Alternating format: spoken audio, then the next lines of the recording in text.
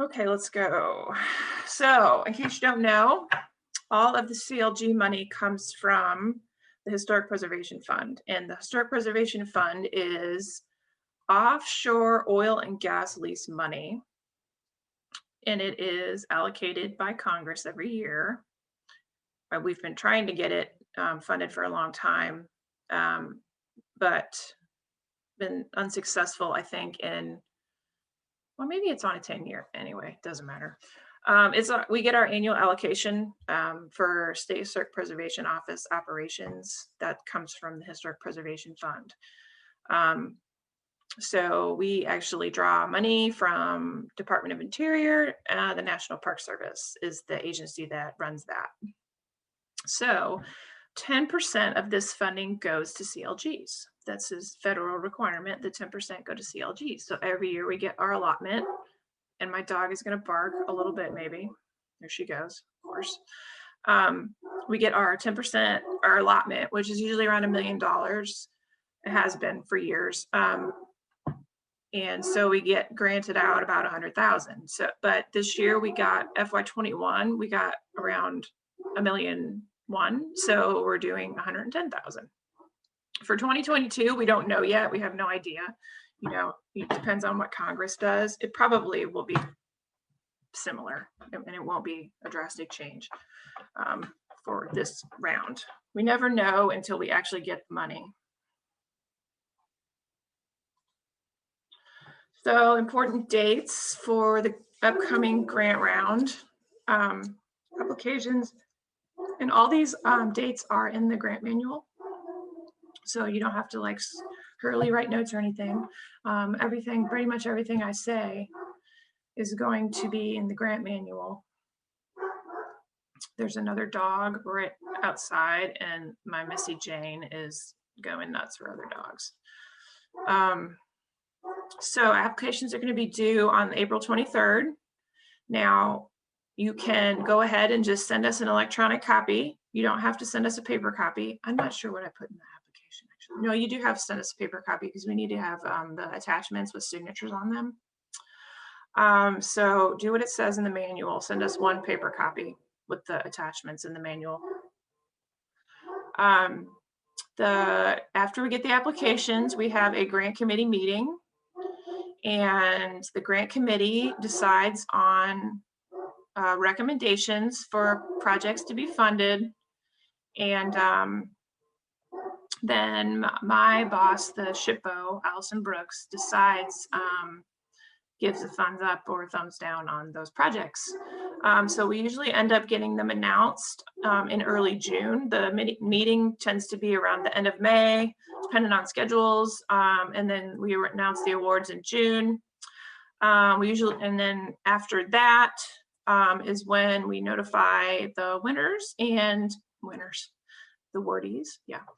And then we work on contracts. So contracts, the grant, the CLG manager will work on contracts, probably will be Michelle this year. There'll be a little bit of back and forth. If you've not done this before, draft contract will be drawn up. It'll look very similar to what is in your application, unless some changes were made, and that's common. So there's drafts back and forth of contracts and then signing. New this year, we have DocuSign software now, so we'll be sending things for electronic signature through DocuSign. So that's fun, new software all the time. So we hope to have all the contracts signed by September 15th. Yeah, for October 1. Start date, you can never incur, oh, I got somebody in the waiting room, hold on. You can never ever incur expenses for a grant outside the grant period, which is October 1 to September 30th. So you can do things early, but you cannot incur expenses and expect them to be paid. So yes, October 1, start date for incurring expenses. Okay. So this year, every year, we add DAP staff decides on some priorities for funding. And these are all in the grant manual, so you don't, again, have to scurrily write these down. We have priorities for funding, things that, you know, we think are important and that align with a state historic preservation plan. I want you guys to check that out. We'll go and look at it on the website here in a minute, but it is on the website. You just type in preservation plan and look at that if you're looking for ideas for grants. So these three things are some priorities for funding. So citywide historic context statements. A historic context statement is basically a written history. You know, if you're in a local, you know, if you're in a little city or bigger city, I guess for that matter, or if you've got a neighborhood that you're looking at, you can have a historic context written. That makes it easier for properties to be listed in the local register or the national register. The second thing on our list this year is planning for disasters for historic properties. Disaster plan. You know, is your community, is historic preservation even in your community disaster plan or your county disaster plan? Have you planned for anything? You know, like what happens if a fire? You know, do you know where all your resources are? And you know, so that's a good thing to plan for. Seems like it's more necessary every day, doesn't it?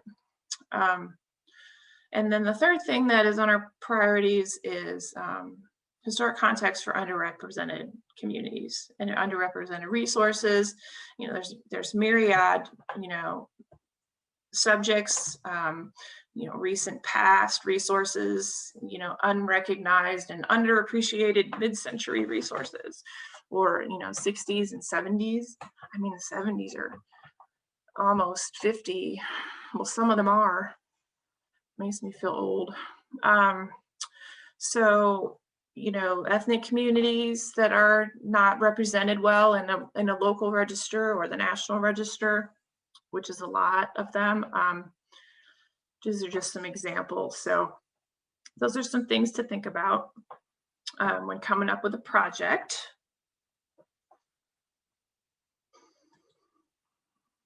So also in the grant manual, the criteria for evaluation are completely and specifically listed out for you. So the criteria for evaluation are what the grant committee, like word for word, that's what our score sheet looks like. So there's the criteria for evaluation and there's all these bullet points underneath it. And that's word for word what our score sheet looks like. So we are exactly looking at what we have told you we are going to look at when we score your applications. So these are some of the highlights of those criteria. So we want to know what the goal is. Like, what is your actual goal? What do you hope to achieve?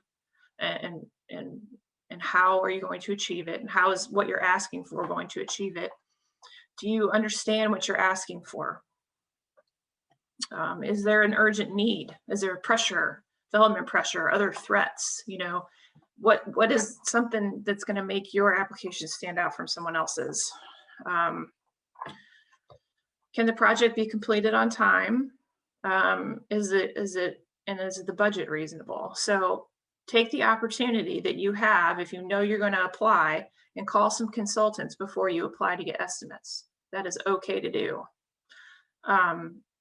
It helps you be more informed when you're, you know, asked questions by the grant committee. So you can have some type of support for where you got these cost estimates from.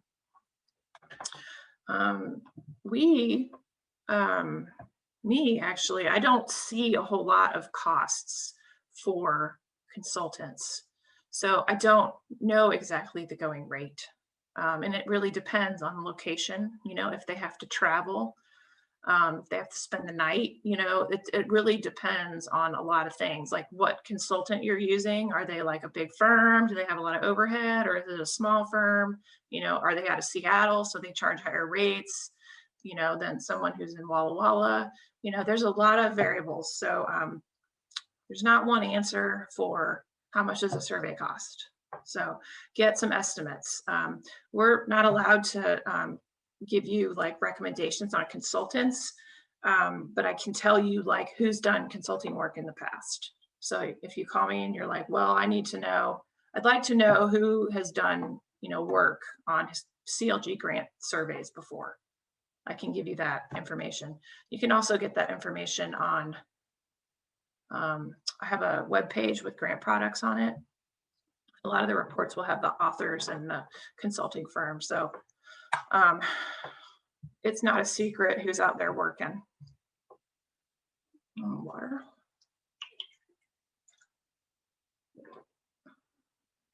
Okay. I'll just stop real quick. Are there any questions so far?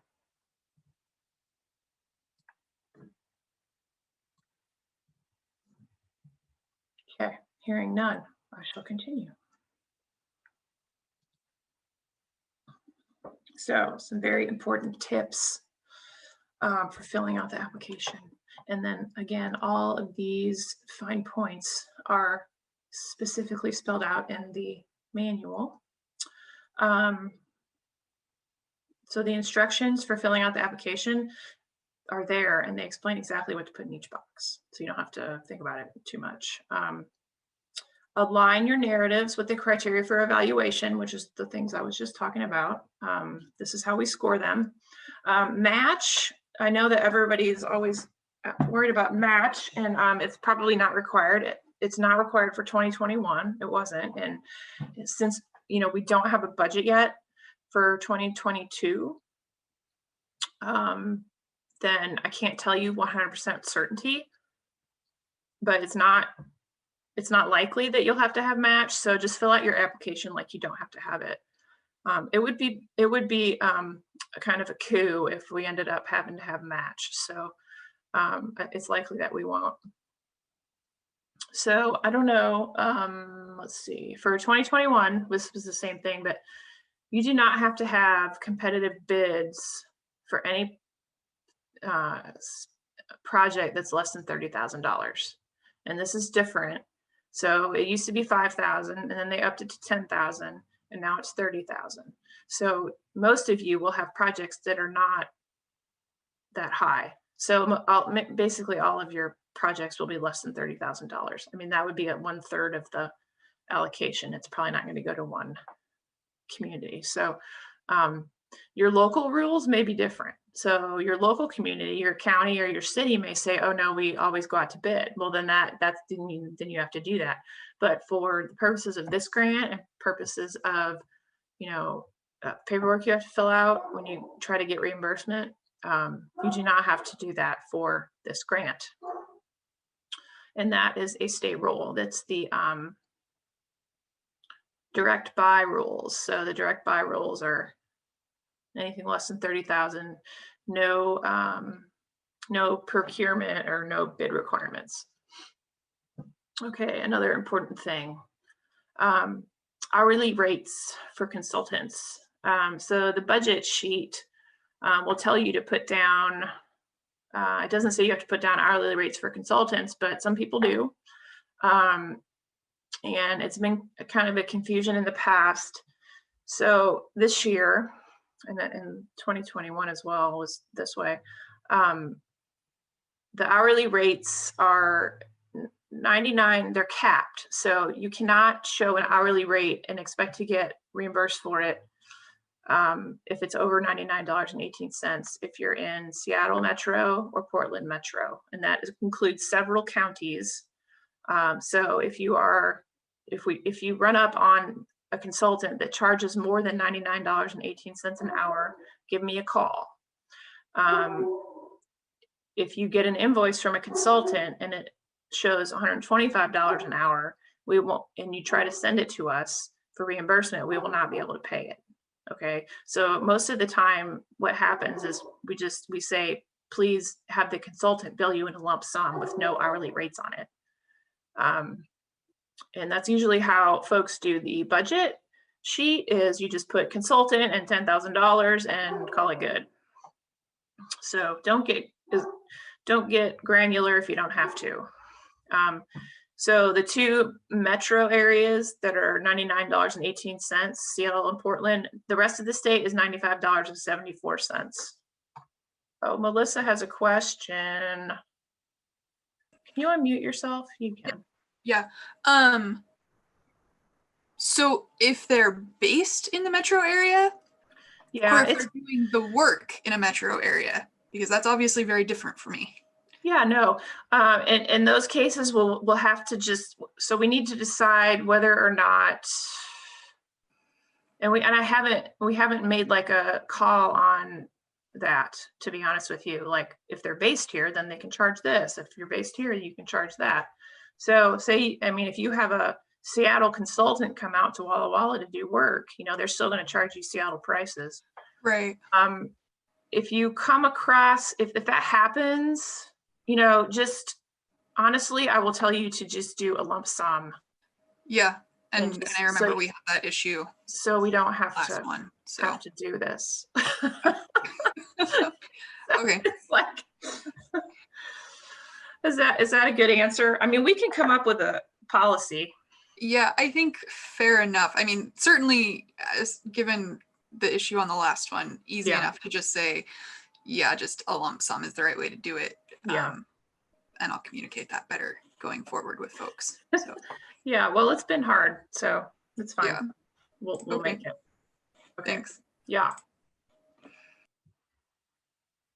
Anybody else? Okay. So yeah, the rest of the state, $95.74. And you heard what I just said to Melissa was that we don't have a policy for this. The easiest thing to do is do a lump sum, but just make sure it doesn't show up on the invoices as hourly. In particular, mileage went down 1 cent. Gas is less expensive, so mileage actually went backwards a little bit. Not that too many of you collect mileage. And then the volunteer rate for this cycle is $27.21, and I get that from the National Volunteer Rate website is where I get that from. It changes like every year, so I just grabbed it the other day. $27.21 an hour. If you have volunteers, you need to make sure that you have timesheets for the volunteers. There's a timesheet on the website. Or you can use your own timesheet, but you do have to document that they worked, and you have to document that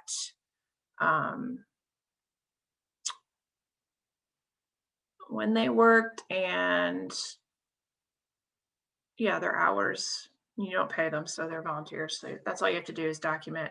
It's important if you're using it for match, but you don't really have to do that. So I don't worry too much about it. Unless you put volunteer time down for match if match is required. That was a little confusing. You can put down volunteer time for match. You probably don't have to do timesheets because match is not required. Okay.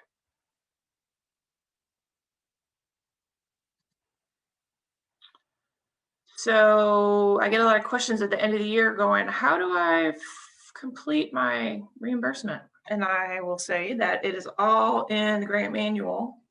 So don't forget our little friend here, the grant manual. Instructions are in there. They're not very long.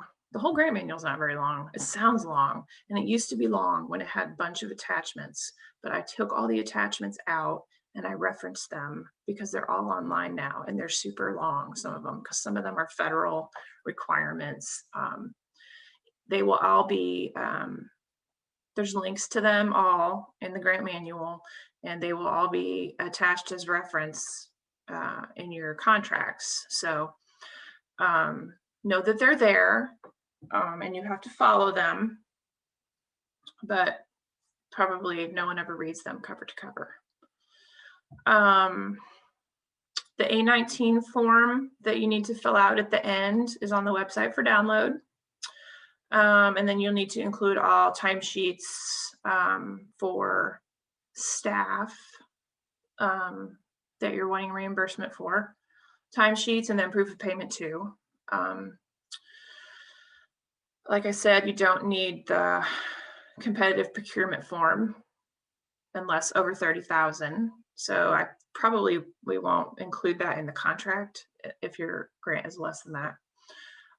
And like I said earlier, we do have a new grants manager. So a new person who takes care of the fiscal stuff and the person that will manage the actual contracts themselves.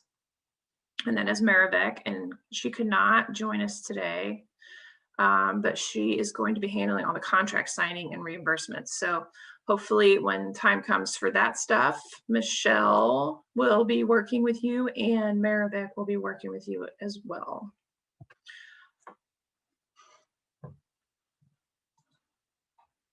Okay, we will go now to looking at the actual application and how to fill it out because I changed it. The content hasn't changed, just the format. So what you need to remember is that it is an Adobe PDF. So you will need to, and if you click on an Adobe PDF, it'll often open in a browser window.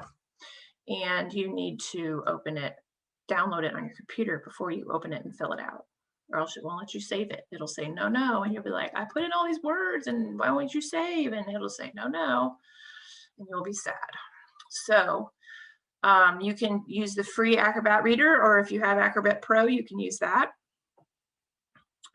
It's important to also, in addition to the application, if your project is, requires any maps or photographs,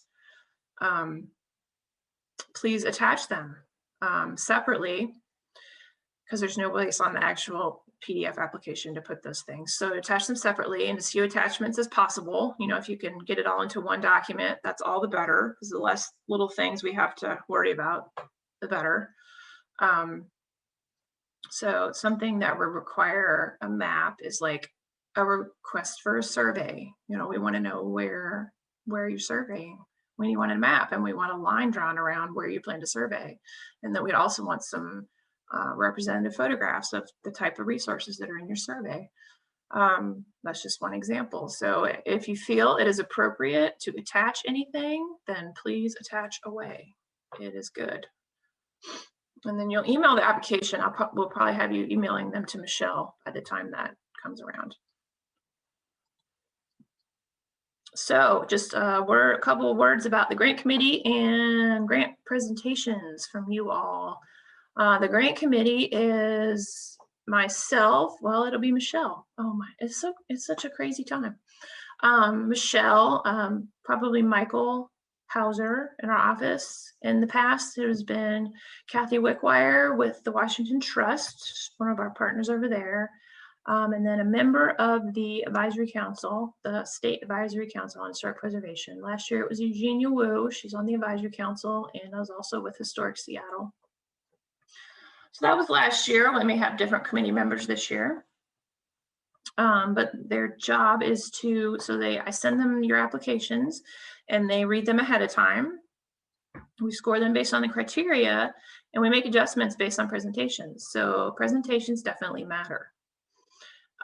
It can sway the committee from not funding to funding, and if you come in all excited about your project and you know what you're talking about, it's going to make it more likely for you to get funding.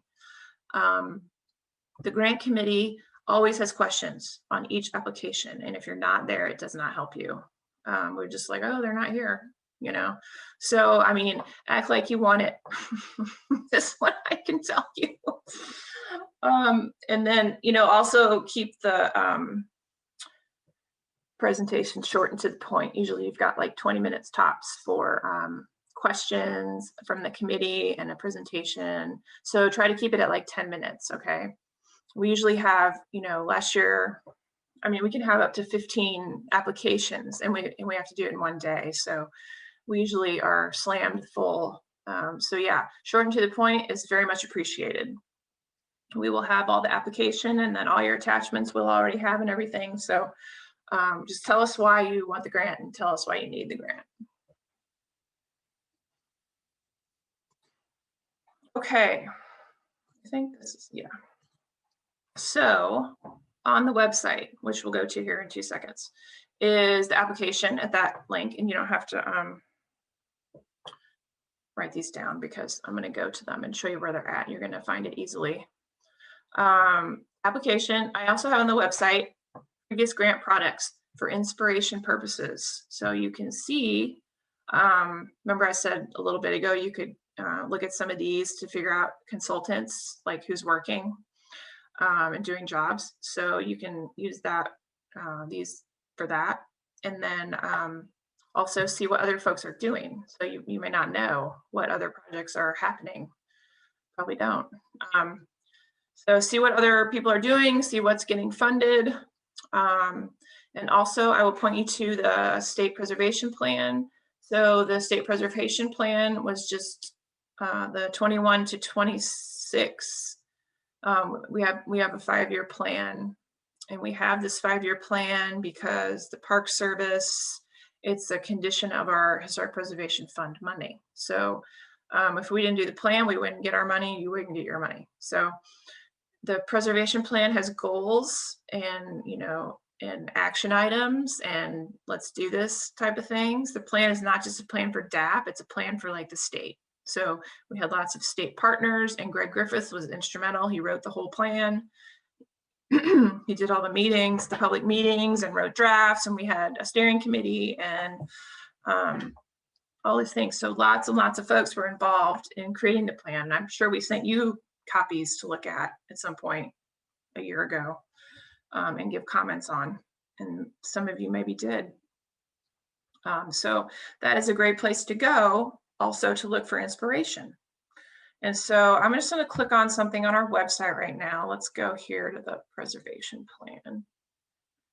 Let's see, which screen is it going to show up on? This one. I'll turn off my camera now because I've got to look at this screen. It's just not pretty. Let's see. Oh, get there. Go away, PowerPoint. Okay. I am screen sharing. I want to make sure I'm right screen. All right. So here we are on the website, and I promise not to scroll because watching people scroll makes me nauseous. Here's our plan. You can just download a copy. It's great stuff. And there's a lot of information about ideas for things to do. So I encourage you to take a look. For all of the grant stuff, we will go over here. So our main website is dap.wa.gov, super simple. All the CLG stuff is under local preservation. And I'll just go to CLG grants. And this is where all the grant materials live. One little scroll here. Grant manual, as you can see, the grant application. I have a new sample application, so you can see how it works. And it's a good application. I think it's mostly Katie Franks' application from Bellingham. She writes really good applications that are written like exactly to the grant instructions. So really good. So pay attention to that. Also the completion documents. So we still have the competitive procurement should you need it. We have the A19 reimbursement form and a couple of other forms that you will only need if you call me and say, well, let's see, this one's a timesheet. So you can do, if you don't have a timesheet, you can use this for a timesheet. So if you have a volunteer or you need to claim some sort of reimbursement for something you don't have a timesheet for, that's kind of a timesheet. And we've crossed that bridge when we come to it. You definitely don't need it unless you get funded. So these documents are here. Quickly, before I open up application, I will go to, on the left-hand side, you can see that we've got grant awards for fiscal year 21. So those will live here for the next year until I'll probably put FY21 and 22 on the same page. But these are the funding that was recommended for last year. And then grant products is all the examples, well, not examples, these are the actual products for the grants for the last several years. So a little scrolling, you can see them all. I don't have 2020 quite updated yet. But there's lots of stuff here to pick from. Most of these are PDFs, or if you go to Wizard, you can find inventory forms. And if you have trouble with that, just please always let me know. Don't struggle. Just just call me up. We can get on a Zoom and I can show you real quick.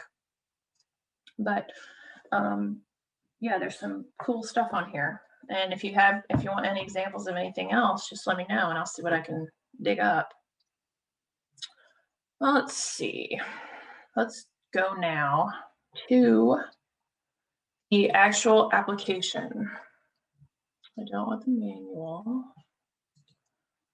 Let me get the application opened up. Open with Acrobat Reader. Now I'm going to fill this out like I was a person without Acrobat Pro, which is the pay-to-play Adobe Acrobat. So here I've got it, the new application. The fields are the same, really. You can just type right in the blue boxes.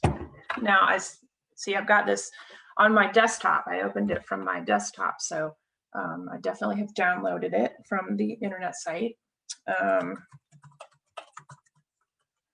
Narnia, you just fill in. Make sure to put the name of the grant contact. And make sure I don't have any people with raised hands. I don't think so. Okay. And your phone and your email, we'll certainly always pretty much contact you by email or phone. Not much is mailed anymore. And then pick a grant category. Maybe it's none of those. No big deal, just don't check one. The project summary, again, now the project summary is explained exactly in the manual what you should put in this box. So just summarize your project in a few sentences, refer to the manual, and it will be all good. I've got the grant amount requested, the match amount, and the total project cost boxes on the front. They've always been on the front, but these boxes will auto-populate themselves based on the budget worksheet that you do. So you don't just fill these in. Anything I've got on here with dashed lines means it's going to auto-fill itself and you don't put anything in it. So if I try to put something in it, it's not going to let me, see? So don't fret, they'll fill themselves up later. I'm going to scroll just a bit. Look away. Scrolling makes me nauseous. Okay, so section 4, project description. Up at the top, there's an actual little outline for you to use. There's 2 big text boxes to put in your project description. There's a 500-word max for each box. If at any time you have trouble with this form, please don't struggle and please just call me or email me because it's a new form. I tested it a lot and I think it works fine, but you never know. Somebody will find something. That's just the nature of the beasts. So the boxes aren't connected to each other. Somehow it won't let me connect boxes. So if you end at the top box, you just need to come down here and keep going at the bottom box. They won't connect to each other, but that should be okay. I don't think the old one did either. Excuse me. Water break. but you can just type away. Get rid of that. Scroll. Now at any time you can go up here and save. You can file, save as, save it on your desktop. You can give it a new name. And now you have got a nice saved copy on your desktop. Here is the schedule. There's an exclamation at the top for kind of how to fill it out. What we need to know is, and there's a good example of the schedule on with the sample application has a schedule filled out like it should be. We need which item is going to be completed and what day does it start and what day does it stop. Those are often estimates.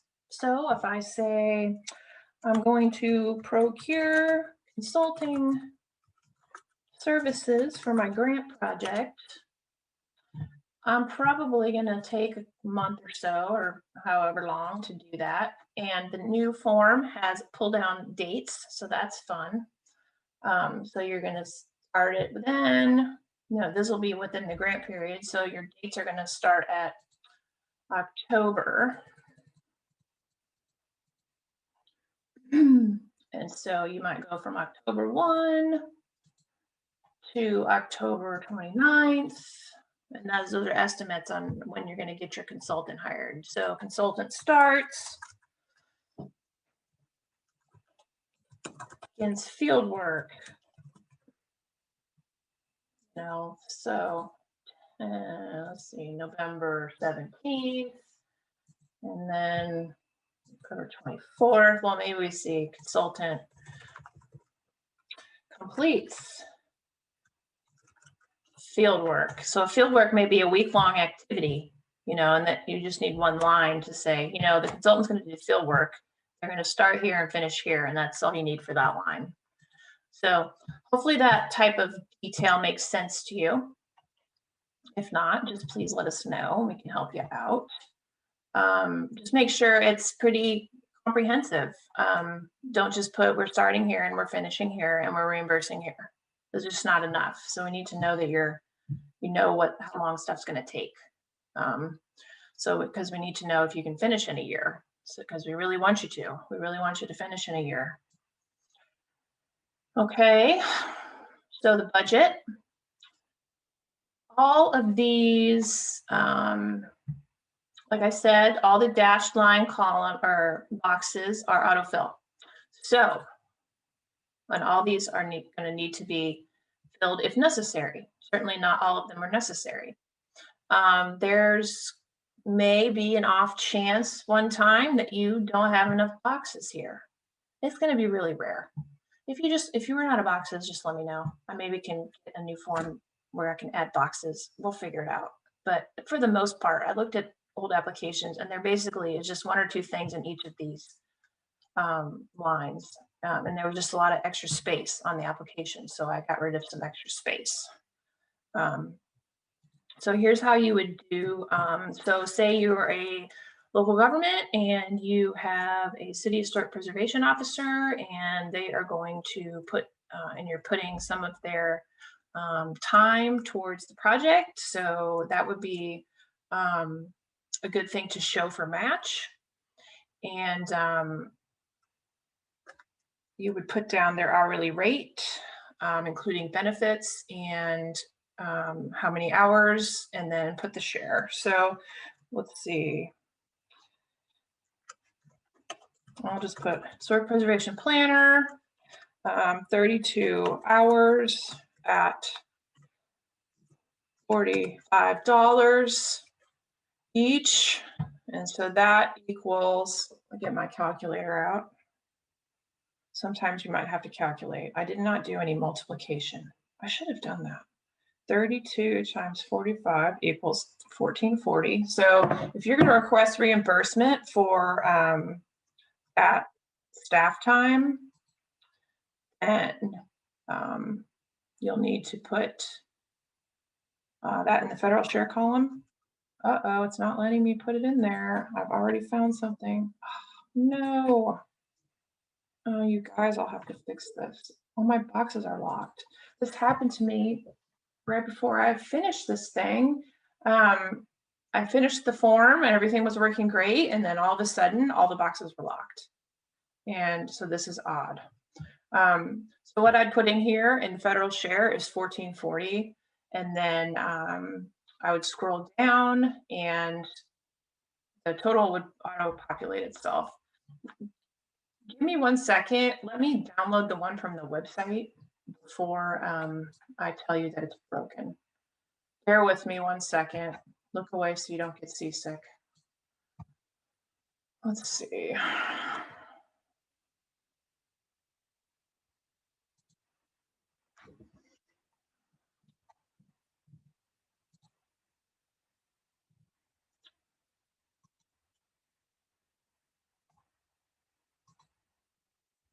Oh, don't open there. Oh, that's my puppy dog. He's very fierce, but he's also a snuggle baby. Where did my file go?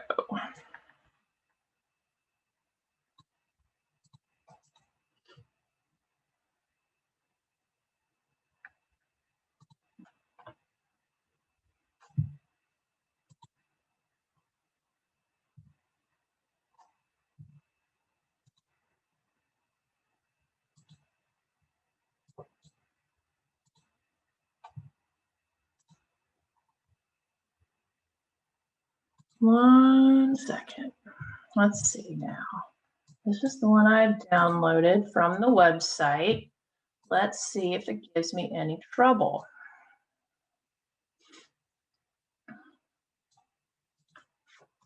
Nope, it doesn't give me trouble. So that version I've got in my drive is trouble. The one on the website works perfectly. Yay. Let's see. 32 hours at $45.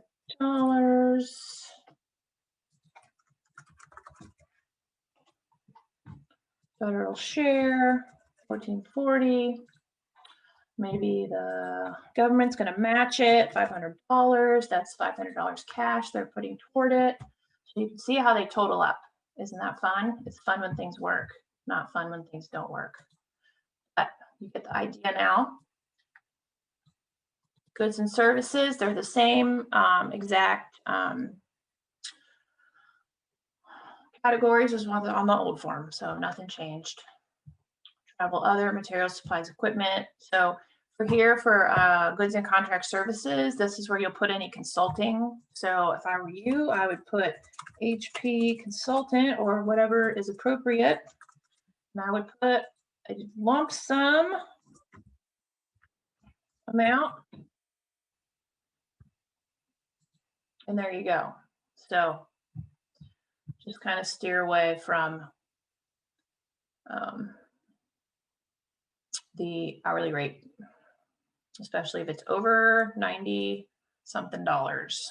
Okay. Okay, so I've got down here, we've got our totals, $10,000 for the consultant and some money for the staff and then the hard match and then total project cost. And then hold your eyeballs. We'll go back to the front page. Let's see. Ooh, okay, so there you go. It totals itself up on the front page. So let me see if anybody's asked a question. Okay, I don't see any questions. Let's make sure that I got everything answered. Oh, here's the checklist. If when you're done, here's a nice checklist to make you to make sure that you know you've got everything. I said one unstapled paper copy of the application with the 3 signature attachments in the mail, but then otherwise just send a digital copy of everything.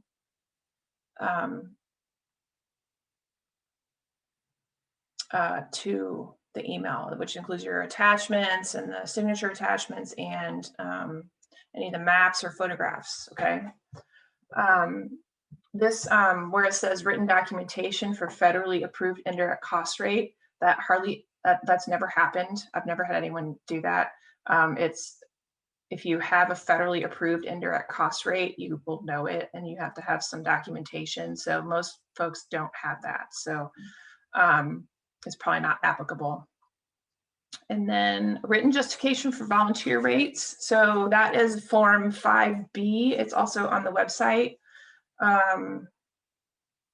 That is if your volunteer is actually a professional and you're wanting to count their volunteer time as more than just the regular $27.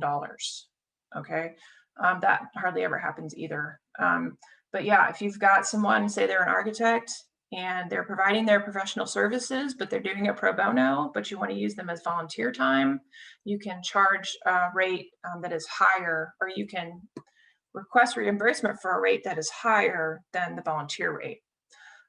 So, and that's usually when you use for match, or if you want to pay him something.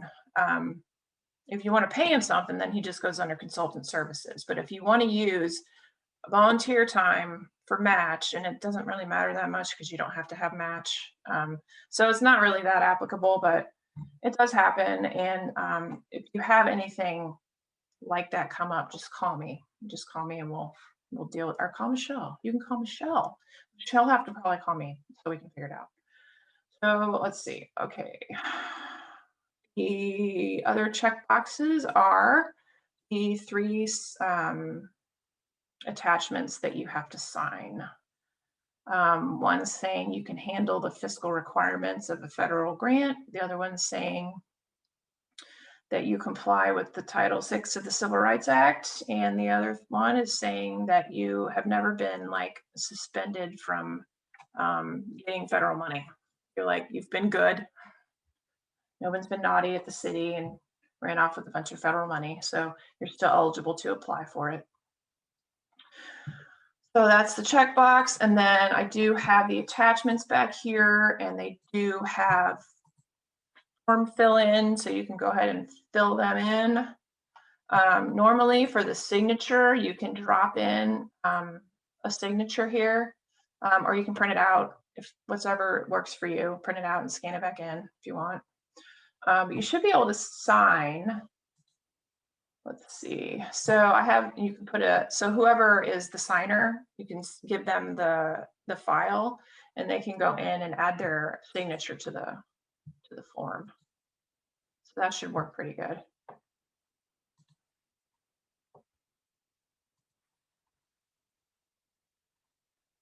Okay, question. Jessica, thank you for the question. The question is there a limit to the amount of applications you can submit if you have two different smaller projects requiring funding? So there's no limit to how many applications you can submit. You just might not get both of them funded, or you might get both of them funded. It depends on how small they are. So yeah, there's no limit. Let's see what else. So those are the three attachments, and they all should be able to fill out, and all should be able to sign them in Adobe Acrobat Reader. And then you don't really have to send us back the instructions for certification. And that's all. That's the 10 pages of the application. It looks very similar, just hopefully a little bit easier to fill out. So let's see, I showed you that, and I showed you that, and I showed you that. I think that is it. And wow, look at that, right on 157, time for this to be over. But I would love to have any questions that you have. Fire away, especially if you think others can benefit.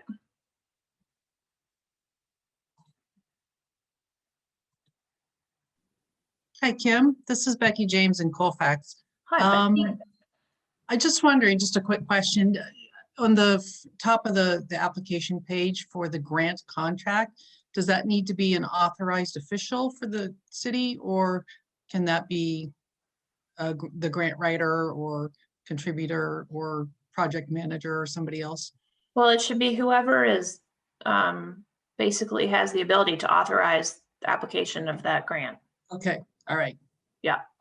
Yep, great, thanks.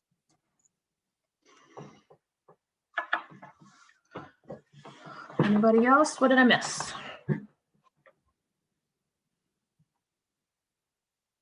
Well, like I said, I will just, let's see, I will definitely post the video on the website.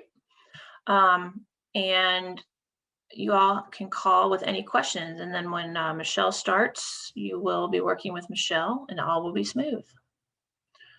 So if that's everybody, then I'll go ahead and end the webinar and wish you all a good day. Thank you for coming.